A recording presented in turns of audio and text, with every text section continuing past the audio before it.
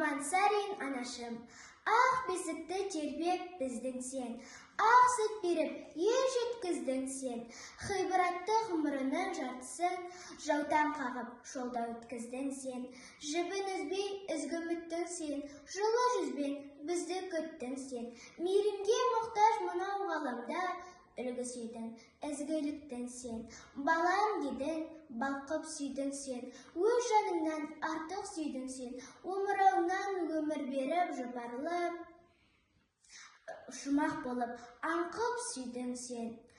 Ұлың үшін ұлылықсың сен, таусылмайтын жылылықсың сен, жүрегіңе ұялатқан ұятты, ең бір ғажап сұлулықсың сен.